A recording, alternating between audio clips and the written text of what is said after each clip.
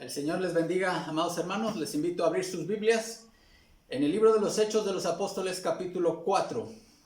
Hechos, capítulo 4, vamos a dar lectura del versículo 32 al versículo 37. Hechos 4, 32. Dice así la palabra del Señor. Y la multitud de los que habían creído eran de un corazón y un alma. Y ninguno decía ser suyo propio nada de lo que poseía, sino que tenían todas las cosas en común. Y con gran poder los apóstoles daban testimonio de la resurrección del Señor Jesús, y abundante gracia era sobre todos ellos. Así que no había entre ellos ningún necesitado, porque todos los que poseían heredades o casas las vendían y traían el precio de lo vendido y lo ponían a los pies de los apóstoles, y se repartía a cada uno según su necesidad. Entonces José, a quien los apóstoles pusieron por sobrenombre Bernabé, que traducido es hijo de consolación, levita, natural de Chipre, como tenía una heredad, la vendió y trajo el precio y lo puso a los pies de los apóstoles. Oremos. Señor, gracias por tu palabra. Te rogamos que bendigas este tiempo de exposición bíblica, que uses tu palabra, que uses a este siervo inútil. Señor, me pongo en tus manos, Señor, para que tu nombre sea glorificado en este tiempo. En Cristo Jesús. Amén. La iglesia y los pobres es el tema al que nos lleva la palabra de Dios en este pasaje del libro de los Hechos. Si alguien nos preguntara qué tan importante debe ser el tema de la pobreza para la iglesia de Cristo, ¿qué responderíamos? ¿Qué respondería usted, hermano y hermana? La Biblia, de entrada, una lectura panorámica de la palabra de Dios, nos revela que Dios es un Dios de los pobres y para los pobres. Debemos entender a qué se refiere la Biblia, antes que nada, antes de continuar con esto, hermanos. ¿A qué se refiere la Biblia cuando habla de pobres y de pobreza? Bueno, tenemos que referirnos a los ejemplos bíblicos que tenemos aquí, tanto en el Antiguo Testamento como en el Nuevo Testamento. Hay innumerables referencias de casos de gente que caían en la categoría de ser pobres. Y podríamos definir la pobreza como de la siguiente manera. Un pobre es una persona que no tiene los recursos para satisfacer sus necesidades básicas humanas, ni para él ni para su familia. ¿Cuáles son las necesidades básicas de los seres humanos? ¿Qué tendría que tener cubierto una persona o una familia para decir que tiene un nivel de vida básicamente digno? Bueno, tener garantizado el acceso a la alimentación, a una alimentación nutritiva. Tener garantizado también el acceso a una vivienda. Tener garantizado también el acceso a agua limpia, agua potable, a servicios básicos como luz, gas, drenaje, etc. Tener garantizado el acceso a servicios de salud. Tener garantizado el acceso a servicios de educación. Esas son necesidades básicas y que todos los seres humanos, si hablamos de aspirar a que todos vivan una vida básicamente digna, tendrían que estar cubiertas esas necesidades. Ahora, la realidad es que en el mundo existen millones de personas que no tienen cubiertas esas necesidades básicas. Millones de personas en el mundo no tienen acceso a una alimentación saludable. Tan es así que existen millones de muertes por hambre y por desnutrición en el mundo. Hay millones de personas que no tienen acceso a una vivienda digna. Hay millones de personas que no tienen acceso a una vestimenta, a servicios básicos como agua, etc. Y mucho menos acceso a servicios de salud, acceso a servicios de educación, etc. Hay millones de gente en esas características. Ahora vayamos a la palabra de Dios. Para la palabra de Dios, ¿qué es un pobre? Bueno, hay dos casos muy típicos en la Biblia de gente que caía en la categoría de pobreza. Por ejemplo, uno de ellos son las viudas. Al carecer en ese entonces los gobiernos o las autoridades de un sistema de seguridad social. Una mujer que enviudaba era una mujer que caía en desgracia económica. Entonces, por lo general, las viudas, tanto en el Antiguo como en el Nuevo Testamento, eran mujeres que necesitaban de apoyo, eran mujeres pobres por lo general. Un ejemplo lo vemos en 2 de Reyes, capítulo 4, versículo 1. Dice, y una mujer de las mujeres de los hijos de los profetas clamó a Eliseo diciendo, tu siervo, mi marido, ha muerto, y tú sabes que tu siervo temía al Señor. Ya ha venido el acreedor a tomar a mis 2 hijos para hacerlos esclavos suyos.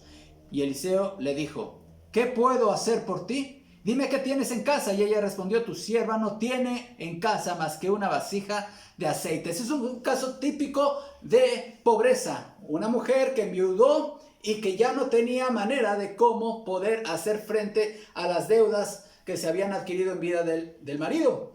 Y el acreedor había venido ya a llevarse como esclavos a sus hijos. Era la forma en cómo esa deuda podía quedar saldada. Esos casos son casos de gente pobre.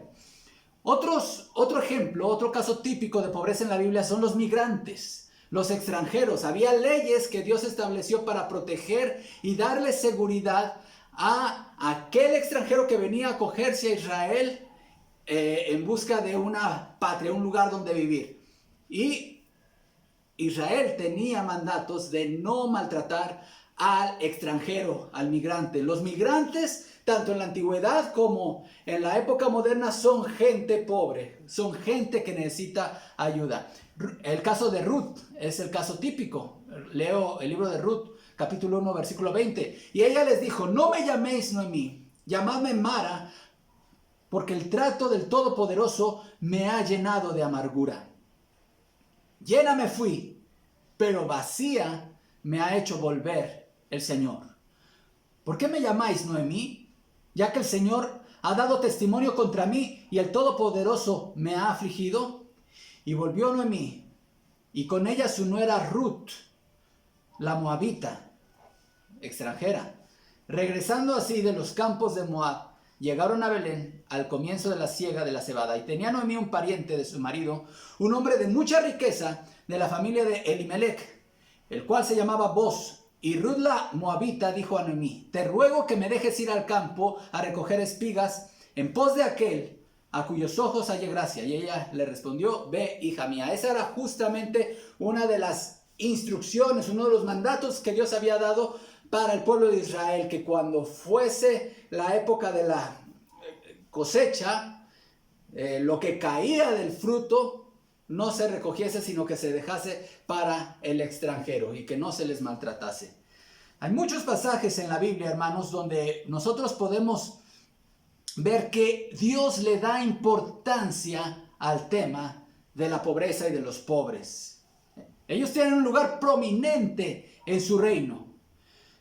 Y este pasaje que acabamos de leer en Hechos capítulo 4, hermanos, es elocuente si consideramos el contexto que estaba viviendo la iglesia. Recordemos qué había pasado, qué acababan de pasar. La primer persecución, estaban viviendo la primer persecución en la historia de la iglesia cristiana. La iglesia de Cristo en Jerusalén estaba bajo amenaza por parte del Sanedrín. La misma autoridad religiosa que había gestado con la autoridad romana la crucifixión del Señor Jesús, ahora tenía bajo amenaza a los apóstoles del Señor, a Pedro y Juan. Recordemos que no se amedrentó la iglesia, clamó al Señor por valor y de nuevo para que la palabra de Dios se siguiese extendiendo y siguiese predicando. ¿Y qué hicieron? Después de la oración, dice la palabra de Dios que fueron llenos del Espíritu Santo y volvieron a lo suyo, a la misión, atender a los pobres, hermanos. Ellos seguramente conocían el Salmo 41:1, que dice, bienaventurado el que piensa en el pobre, en el día malo lo librará Jehová. Las amenazas del Sanedrín no iban a paralizar a la iglesia en el cumplimiento de su misión.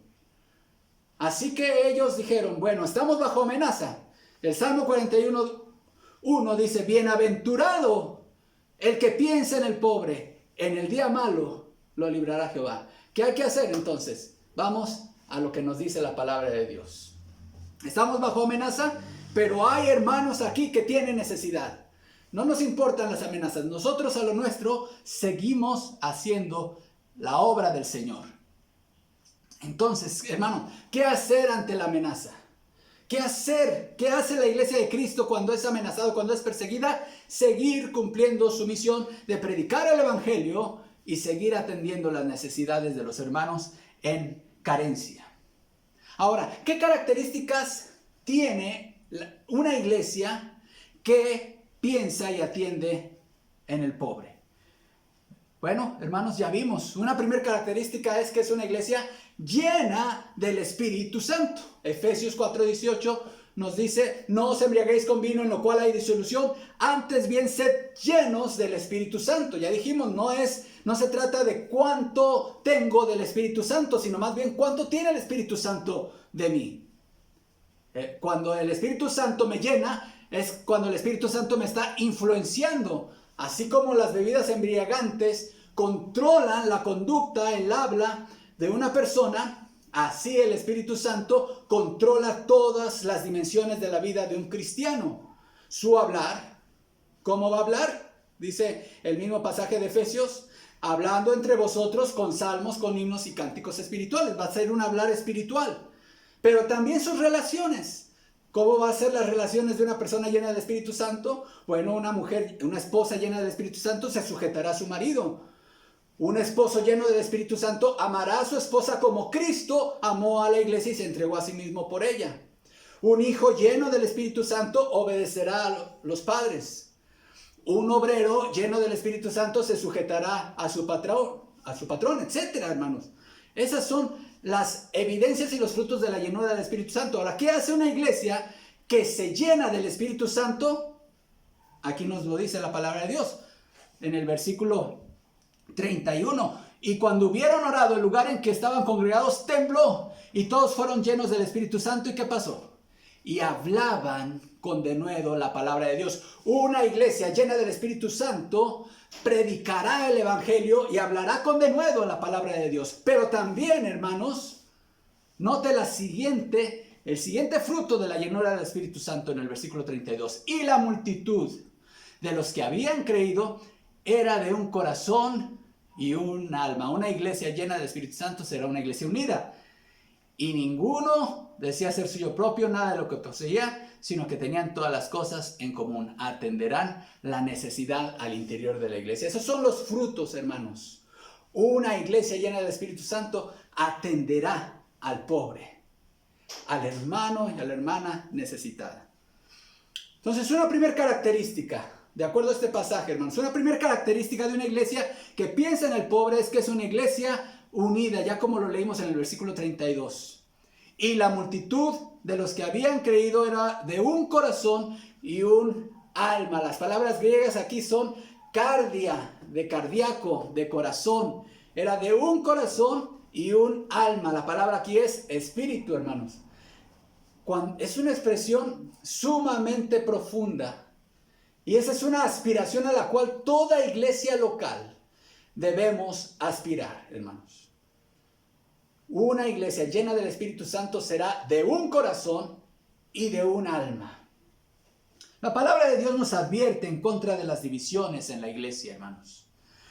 La iglesia de Corinto sufrió de este cáncer acerca de las divisiones y el apóstol Pablo los amonesta en su primera epístola.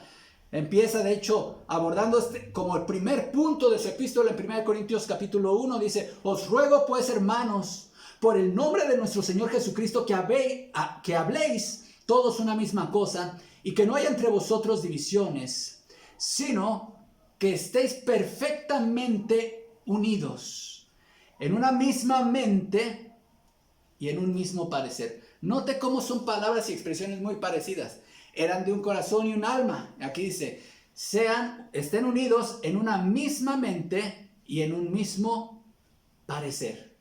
Porque he sido informado acerca de vosotros, hermanos míos, por los de Cloé. Y ya alguien pudiese decir: ay, voltearon a ver a los de Cloé y dijeron: ya fueron con el chisme con el apóstol Pablo. No, hermanos, era un problema importante y el apóstol Pablo debía tener conocimiento de lo que estaba pasando en la iglesia. He sido informado acerca de vosotros, hermanos míos, por los de Cloé, que hay entre vosotros contiendas. Quiero decir que cada uno de vosotros dice, yo soy de Pablo, yo soy de Apolos, y yo de Cefas, y yo de Cristo. ¿Acaso está dividido Cristo? ¿Fue crucificado Pablo por vosotros? ¿O fuisteis bautizados en el nombre de Pablo? De manera que yo, hermanos, no pude hablaros, y esto lo vuelve, aquí está hablando ya en el capítulo 3, hermanos, y vuelve a retomar el tema de las divisiones en la iglesia de Corinto. Dice Pablo, de manera que yo, hermanos, no pude hablarles como a espirituales, sino como a carnales, como a niños en Cristo. Os di a beber leche y no vianda, es decir, alimento sólido, carne, porque aún no eran capaces, ni son capaces todavía, porque aún son carnales. Pues habiendo entre ustedes celos, contiendas y disensiones, ¿no son carnales y andan como hombres? Porque diciendo el uno, yo ciertamente soy de Pablo, y el otro, yo soy de Apolos, ¿no son carnales?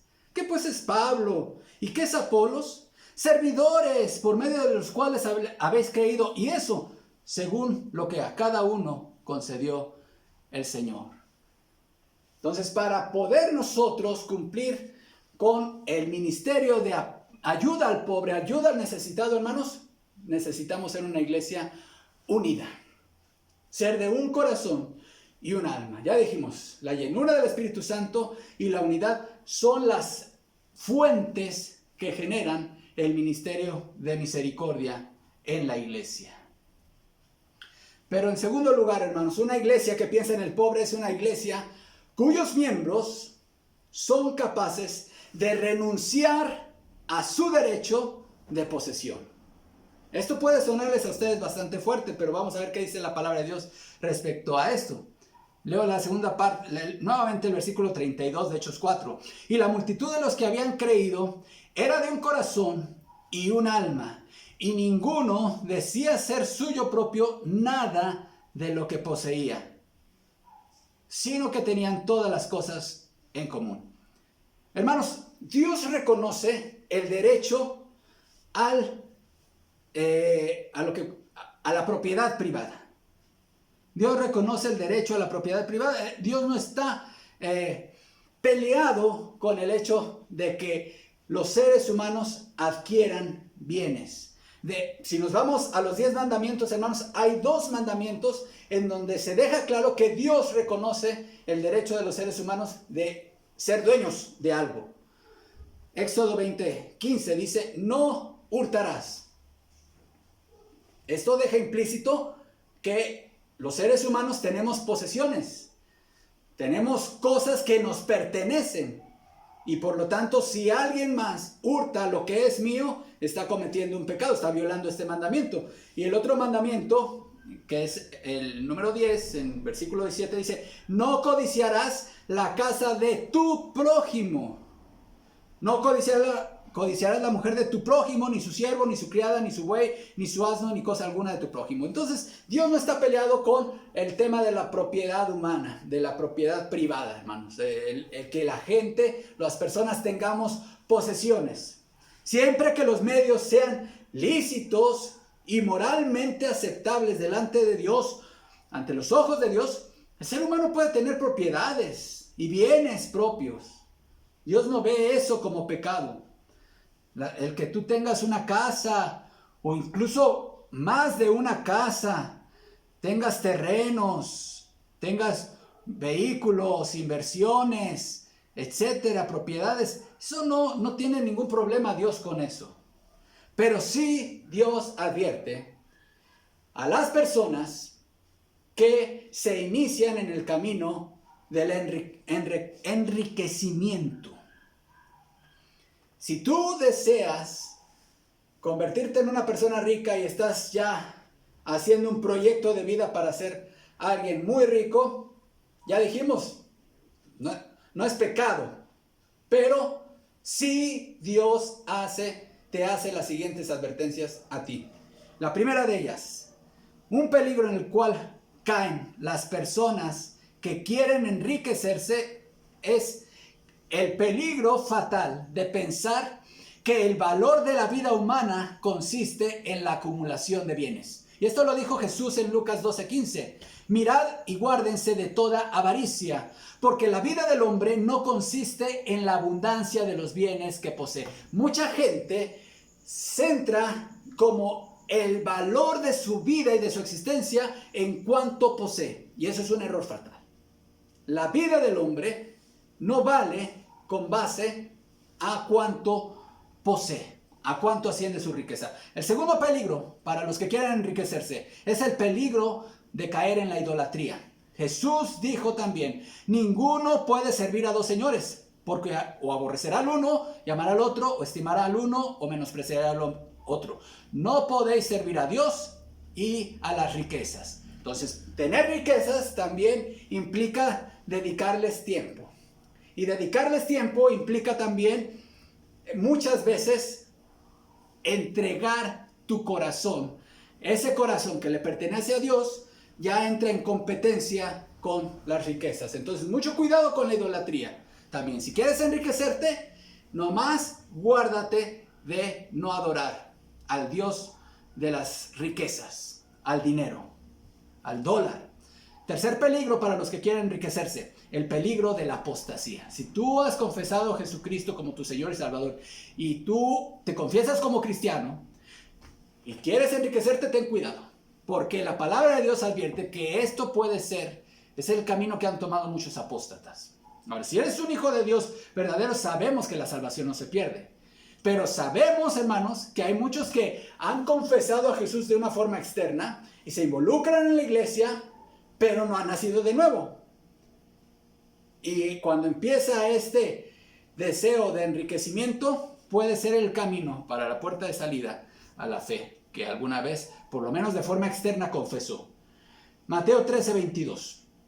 El que fue sembrado entre espinos, este es el que oye la palabra, pero el afán de este siglo, y note la siguiente expresión, y el engaño de las riquezas ahogan la palabra y se hacen fructuosa.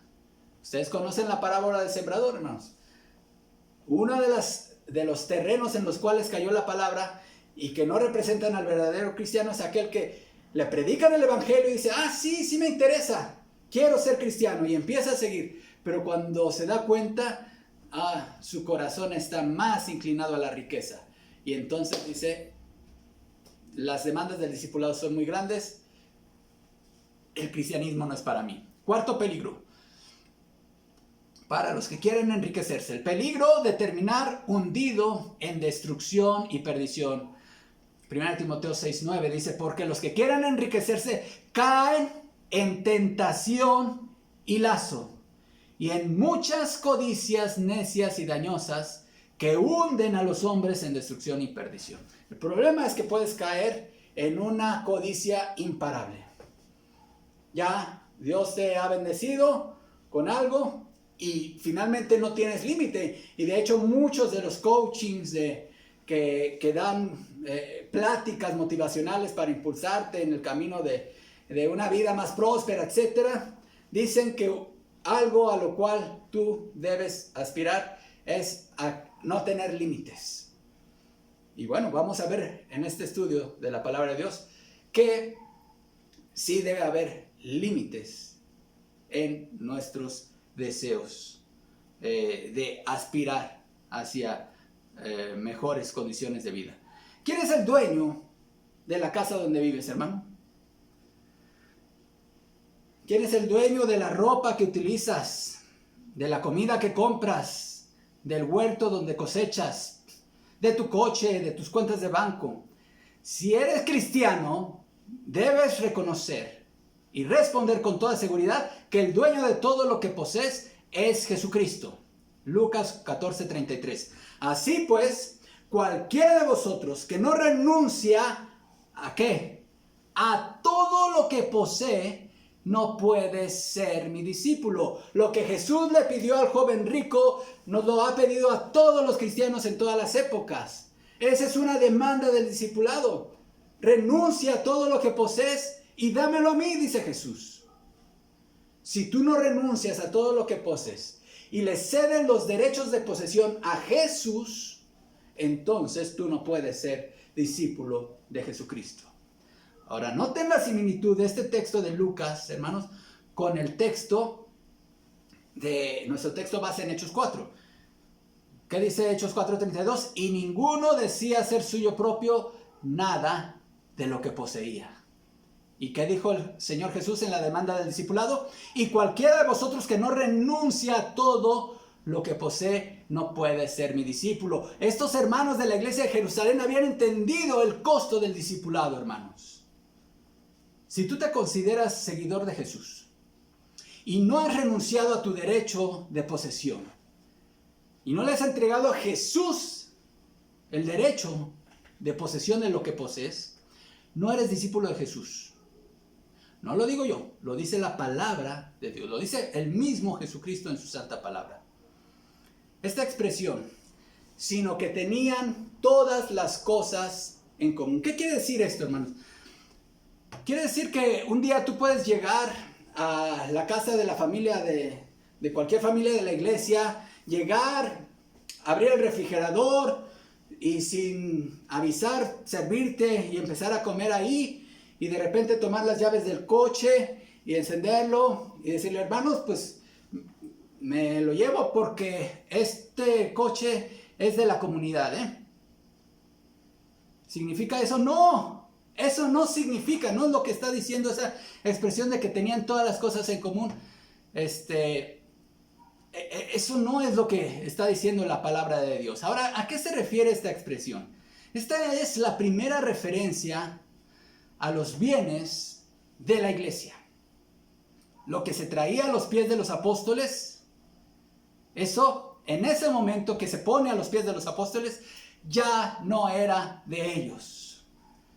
Ya era de la iglesia. Y lo que es de la iglesia ya no son bienes privados, son de la comunidad, son de toda la iglesia. Así como existen aquí en México, existen bienes privados y bienes públicos. Los bienes públicos son aquellos que administra el Estado. Por ejemplo, un parque, un edificio de gobierno o cualquier otro recurso económico que está dentro de las tesorerías municipales, estatales o federales, pues son bienes públicos, no son privados. Entonces, en la iglesia sucede algo similar. Cuando tú entregas algo al Señor, ya no es tuyo, ya es del Señor. ¿Cuántos casos terribles hemos conocido de gente? Apenas escuchaba acerca del caso de un hermano en una región aquí del estado de Puebla que donó un terreno para que se construyera el templo. Y el templo se construyó, obviamente con las ofrendas de los hermanos. Fallece este hermano y sus hijos ahora ya están reclamando la propiedad para ellos. Uno quiere poner, creo que, una bodega y otro quiere poner, creo que, una guardería. ¿Qué es eso, hermanos? Nunca se entregó completamente este terreno. O sea, si tú vas a entregar algo a la iglesia, ya no es propiedad privada. Ya es del Señor. Son bienes en común, hermanos. Los fondos que cualquier iglesia tiene en la tesorería de la iglesia, hermanos, no son propiedad privada de alguien de la iglesia.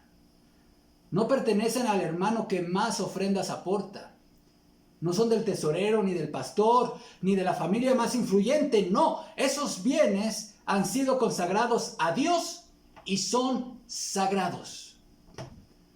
Cuando una familia dona un terreno para la construcción del templo, ese terreno ya dejó de ser propiedad de un particular. Ahora es propiedad de la iglesia.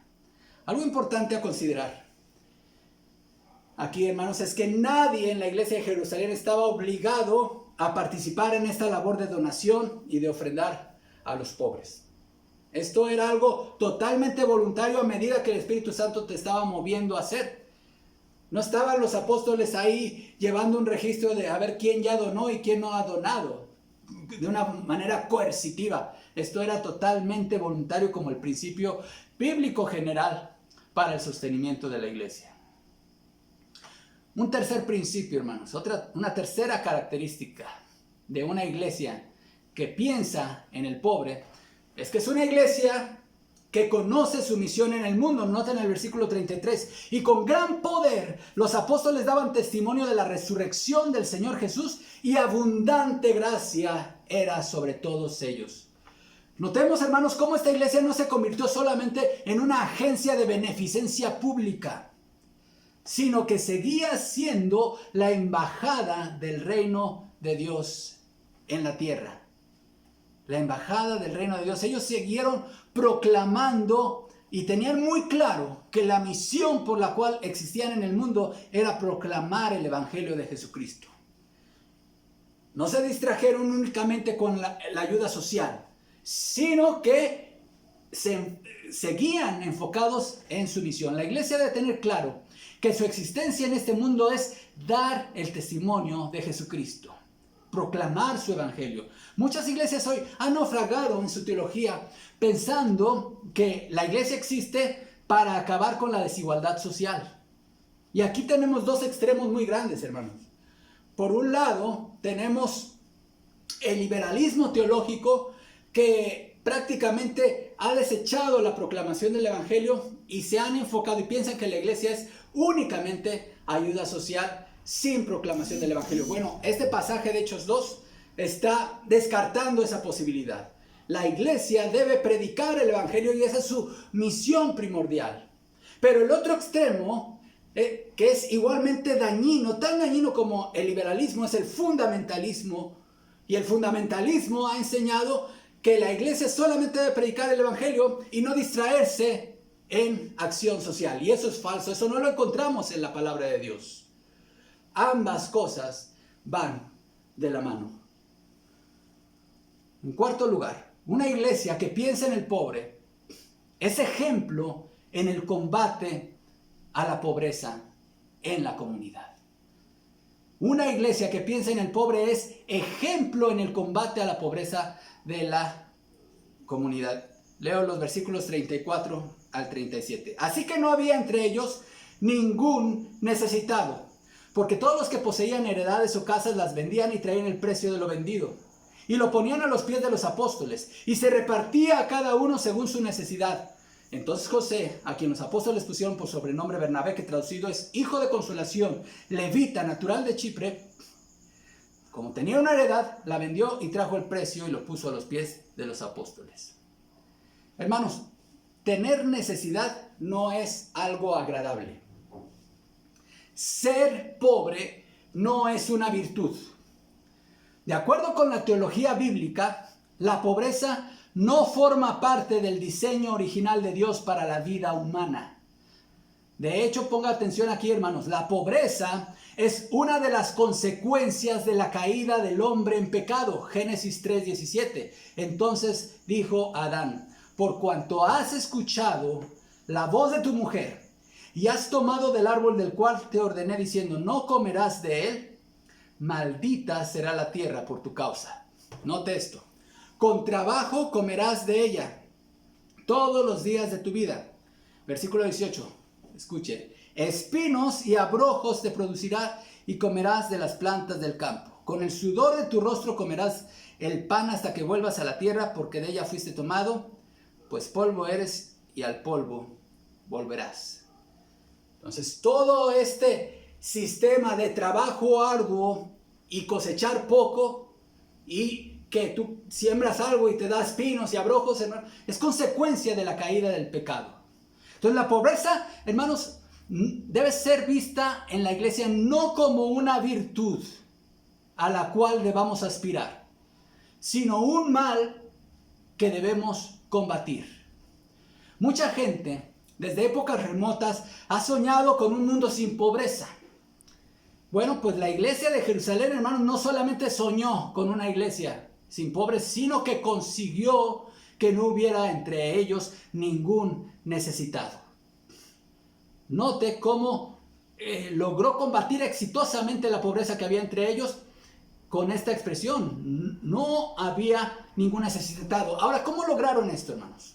¿Cómo lograron llegar a este punto en el cual no hubiese ningún necesitado entre ellos. Bueno, lo lograron con la única forma realmente eficaz que existe para combatir la pobreza en cualquier parte, que es combatiendo primero la desigualdad. Dice aquí, sigo leyendo el versículo 34, porque, porque nos está dando el secreto. ¿Cuál fue el secreto para que no hubiera entre ellos ningún necesitado? Dice aquí, porque todos los que poseían heredades o casas las vendían y traían el precio de lo vendido y lo ponían a los pies de los apóstoles y se repartía a cada uno según su necesidad. Si ya vimos que la pobreza es un mal, para poder combatir un mal tenemos que conocer sus causas. Y las causas de la pobreza, mis amados hermanos, en cualquier parte, son causas estructurales. La causa de la pobreza es estructural.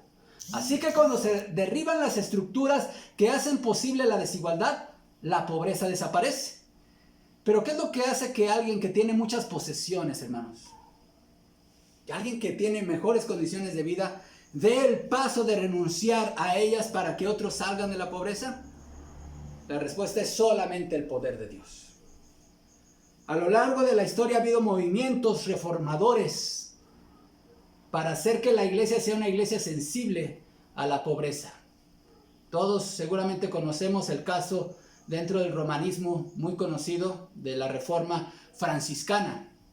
Pero del lado protestante, hermanos, se ha señalado como uno de los pre-reformadores a Pedro Baldo, fundador del movimiento de los valdenses. El movimiento valdense surge en el siglo XII a partir del movimiento de los pobres de Lyon, en Francia, y de la predicación de Pedro Baldo. Es actualmente considerado como una iglesia protestante, movimiento al que se unió en el siglo XVI.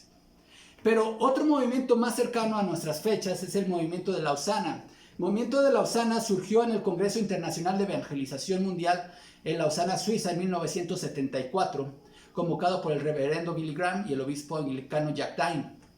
En 1974, unos 2.700 participantes invitados de más de 150 naciones se reunieron en Lausana, Suiza, durante 10 días de debate, el compañerismo, la adoración y la oración. Entre los oradores estuvieron algunos de los pensadores más respetados del mundo cristiano de la época, incluyendo a Samuel Escobar, Francis Schaeffer, Henry Cole y John Stott. Un logro importante del Congreso fue desarrollar el Pacto de Lausana. John Stott presidió el comité de redacción y se describe mejor como su principal arquitecto. Este iba a ser una alianza con Dios declarado públicamente y un pacto entre sí, sino que ha demostrado ser uno de los más utilizados ampliamente en los documentos de la historia de la iglesia moderna. El Pacto de Lausana ha ayudado a definir la teología evangélica y la práctica y ha establecido el escenario para muchas nuevas asociaciones y alianzas. Pero quiero compartir con ustedes, hermanos, lo que dice este pacto en el apartado número 5. Note lo que dice: afirmamos que Dios es tanto el creador como el juez de toda la humanidad. Por lo tanto, debemos compartir su preocupación por la justicia y la reconciliación en toda la sociedad humana y por la liberación de los hombres y las mujeres de toda clase de opresión. Dado que los hombres y las mujeres son hechos a la imagen de Dios, toda persona, independientemente de su raza, religión, color, cultura, clase, sexo, edad, tiene una dignidad intrínseca por la que debe ser respetada y servida, no explotada. Aquí también expresamos nuestra contrición, tanto por nuestra negligencia como por haber, note esto, considerado en ocasiones a la evangelización y a la participación social como mutuamente excluyentes.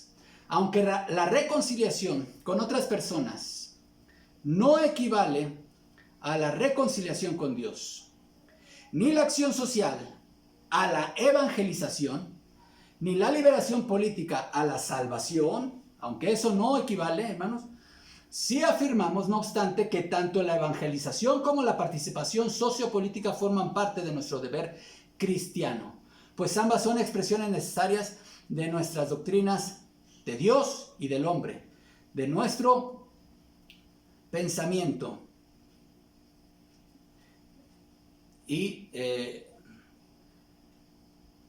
y de nuestro amor por nuestro prójimo y de nuestra obediencia a Jesucristo. El mensaje de salvación implica, escuche esto también, hermanos, implica también un mensaje de juicio contra toda forma de alineación, opresión y discriminación. Y no debemos temer denunciar el mal y la injusticia donde quiera que existan. Cuando las personas reciben a Cristo, nacen de nuevo a su reino. Y deben buscar no solo exhibir, sino también difundir la justicia del reino en medio del mundo inicuo. La salvación que decimos tener debería estar transformándonos en la totalidad de nuestras responsabilidades personales y sociales. La fe sin obras está muerta. Pero quiero leer únicamente la parte final del apartado 9 de este pacto de Lausana. Todos estamos impactados por la pobreza de millones de personas y afligidos por las injusticias que la causan. Quienes vivimos en situaciones acomodadas, aceptamos nuestro deber de desarrollar un estilo de vida sencillo a fin de contribuir de manera más generosa, tanto para la asistencia como para la evangelización. Fin de la cita. Quiero terminar este mensaje con algunas aclaraciones necesarias a esta exposición bíblica, hermanos.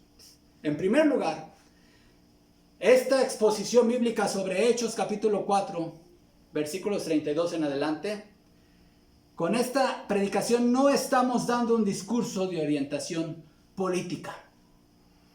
En esta iglesia, hermanos, nosotros siempre defenderemos el derecho que cada quien tiene de ejercer libremente su pensamiento propio y tener una orientación política propia. Así que nadie se confunda con este mensaje, concluyendo equivocadamente, hermanos, que nosotros debemos alinearnos a tal o cual, o tener tal o cual pensamiento político. No se trata de esto, hermanos. Segunda aclaración. La misión de la iglesia, de acuerdo a Mateo capítulo 28, es hacer discípulos a todas las naciones, lo cual incluye dos cosas, y la primera es insustituible: la proclamación del Evangelio Redentor de Jesucristo. Esta proclamación de este Evangelio en toda su pureza, sin añadiduras, sin omisiones, a todas las personas y a todas las naciones. Pero también incluye esta gran comisión, la enseñanza de los mandamientos de Jesús, enseñándoles que guarden todas las cosas que os he mandado. No solamente a través de clases, sino con el ejemplo de una vida socialmente responsable. Tercera aclaración.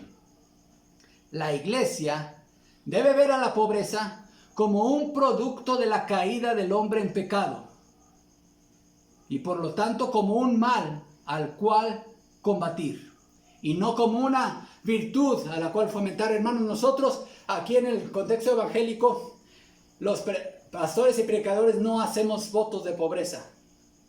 Sí lo saben, ¿no? Sin embargo, hay en el pensamiento de muchas personas que el pastor y su familia deben de vivir por debajo del nivel de dignidad humana. Qué triste, hermanos. Qué triste que muchas iglesias no valoran el trabajo pastoral como un trabajo que merezca. No estoy hablando, hermanos, aquí de que las iglesias deben de darle al pastor y tener la casa pastoral en la vista y que el pastor esté con coches último modelo estrenando cada año y que cada tiempo le estén comprando trajes y una vida ostentosa. No, hermanos, esos predicadorcillos de la prosperidad no son siervos de Jesucristo. Pero tampoco es el plan de Dios y el propósito de Dios para sus siervos y sus familias que vivan en condiciones de una vida por debajo de la dignidad humana. No podemos nosotros pensar en invitar a trabajar a un pastor a la iglesia y decirle: mire, tenemos allá la casa pastoral en allá donde da vuelta el aire, en unas tejas ahí de cartón. Y, hermano, vete tú mejor a vivir ahí. No debe ser esa la visión. Despojémonos ya de ese pensamiento de que el pastor que cuando dice la palabra de Dios que debe ser sufrido y con mansedumbre, hermano, no se refiere a que nos encarguemos de hacerlo sufrir a él y a su familia a través de una vida indignamente humana, hermanos. La pobreza no es una virtud, la pobreza es un mal que se debe combatir. No es agradable tener necesidad, nunca lo ha sido, y Dios no ve la pobreza como una virtud. Los beneficiarios, hermanos, otra aclaración. Los beneficiarios de este programa de apoyo en la iglesia de Jerusalén no eran hermanos, vamos a llamarles baquetones, tipo don Ramón, ¿verdad? Que siempre andaba, salía a buscar trabajo, pero con ganas de no encontrar. La Biblia no fomenta el apoyo económico a personas que pudiendo trabajar y ocuparse deliberadamente no lo hacen. Segunda Tesalonicenses 3:6. Pero les ordenamos, hermanos, en el nombre de nuestro Señor Jesucristo, que se aparten de todo hermano que ande desordenadamente y no según la enseñanza que recibisteis de nosotros. Porque ustedes mismos saben de qué manera deben imitarnos, pues nosotros no anduvimos desordenadamente entre ustedes, ni comimos de balde el pan de nadie, sino que trabajamos con afán y fatiga día y noche para no serles gravosos a ninguno de ustedes. No porque no tuviéramos el derecho, sino para darles un ejemplo para que nos imiten. Porque también cuando estábamos con ustedes les ordenábamos esto: si alguno no quiere trabajar, tampoco coma. Porque oímos que algunos entre ustedes andan desordenadamente, no trabajando en nada, sino entrometiéndose en lo ajeno. A los tales mandamos y exhortamos por nuestro Señor Jesucristo que trabajando sosegadamente coman su propio pan. Y ustedes, hermanos, no se cansen de hacer el bien. Si alguno no obedece a lo que decimos por medio de esta carta, a ese señálenlo y no se junten con él para que se avergüence. Mas no lo tengan por enemigo, sino amonéstenle como a hermano. A este tipo de personas baquetonas, hermanos, flojas, que pudiendo trabajar, no trabajan, lejos de apoyarlos con alguna despensa u ofrenda de amor, se les debe disciplinar. Ese es el principio, hermano. Sin embargo, hemos vivido ahorita, estamos viviendo todavía en medio de una pandemia. Pandemia que ha afectado la economía de toda la nación y de muchas familias en la iglesia. Así que muchos hermanos que realmente han tenido un historial de ser gente trabajadora, pues ahora se han visto afectados. Es importante, hermanos, apoyar en medio de pandemias como esto, hermanos, y es correcto lo que se ha hecho de estar apoyando a hermanos en necesidad. Quinta aclaración.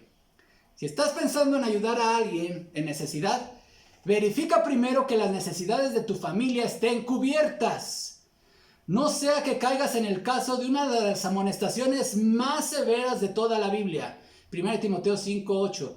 Porque si alguno no provee para los suyos y mayormente para los de su casa, ha negado la fe y es peor que un incrédulo.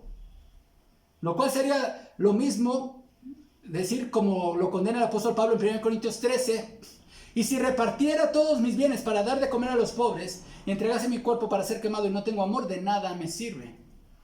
Hermanos, cuidémonos de caer en ese peligro. Nos enteramos de una necesidad en una familia de la iglesia y de repente ya dijimos, ahí va la ofrenda de apoyo. Y cuando tus hijos ya necesitan zapatos. O de repente dices, ay, es que lo que tenía para la inscripción, para la lista de útiles de la escuela de mi hijo, ya lo di para la ofrenda de la iglesia, para el apoyo a las familias necesitadas. No, hermano, no caigas en eso. Estás desatendiendo las necesidades de tu casa, de tu propia familia. Estás cayendo en el error que condena el Señor. Primero tu casa. Verifica primero que en tu casa estén cubiertas las necesidades. Ok, y entonces Dios te da, seguramente te va a dar para que des para hermanos en necesidad. Hermanos, este tema también, y esta es otra aclaración, también nos trae la atención entre la soberanía divina y la responsabilidad humana. Alguien podría argumentar contra todo lo que he dicho que Dios es soberano Y Dios a uno los hace ricos y a otros los hace pobres, y que el pobre debe de aceptar su condición de pobre y aguantarse así, y que el rico debe decirle al pobre, aguántate porque Dios te hizo así. Y le citan Proverbios 22:2, el rico y el pobre se encuentran, a ambos los hizo Jehová. Recordemos, hermanos, que eso, la soberanía divina, el creer en la soberanía divina, no excluye nuestra responsabilidad humana de ver a la pobreza como un mal que nos debe doler y que debemos trabajar por remediar. Esta enseñanza no es otra última aclaración. Esta enseñanza, hermanos, no es una apología de la teología de la prosperidad ni de la teología de la liberación. Ambas filosofías son perversiones del evangelio puro de Cristo y no tienen sustento en la palabra de Dios. La teología de la liberación surge en Latinoamérica en el seno de la Iglesia Católica y considera que la salvación de la que habla la Biblia es la liberación de las estructuras sociales y políticas que oprimen a las clases menos favorecidas. Eso no lo enseña la Biblia. La teología de la prosperidad nace en el seno del neopentecostalismo o carismatismo y básicamente enseña que la muerte de Cristo no solamente trae beneficios que tienen que ver con la redención de nuestros pecados, sino que su muerte también trae beneficios que tienen que ver con nuestra prosperidad económica, prosperidad de nuestra salud, prosperidad en nuestras relaciones, prosperidad en nuestros negocios. Mentira. Tampoco eso enseña la palabra de Dios. No es necesario abundar en estas enseñanzas para darnos cuenta que ambas corrientes son herejías y que no tienen sustento bíblico. Por muchos seguidores que tengan las dos, no debemos considerarlas como parte de la enseñanza bíblica. Un hecho que no se puede negar es que el Dios de la Biblia es un Dios que siempre se ha puesto del lado de las clases menos favorecidas. Antiguo y Nuevo Testamento dan prueba de ello. A Dios nunca lo verás del lado del opresor, siempre del lado del oprimido. Nunca del lado del explotador, siempre del lado del explotado. Nunca del lado del rico, siempre del lado del pobre. ¿Al lado de quién debe estar la iglesia? Muchos preguntan hoy, ¿dónde está la verdadera iglesia? La verdadera iglesia la encontrarás al lado del pobre, al lado del hambriento, al lado del sediento, al lado del indígena, al lado del marginado, al lado del migrante. Si alguien no está de acuerdo, lo invito respetuosamente a que lea la Biblia. Vamos a orar.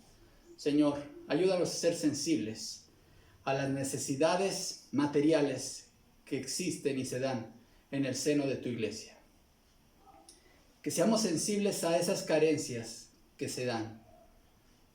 Ayúdanos a cambiar nuestro entendimiento y que pensemos de acuerdo a la Biblia, de acuerdo a lo que tú nos dices en tu palabra, Señor. Ayúdanos a ser la iglesia que tú esperas ver, al lado del necesitado, al lado del marginado, al lado del pobre. En Cristo Jesús oramos. Amén. Que el Señor les bendiga, hermanos.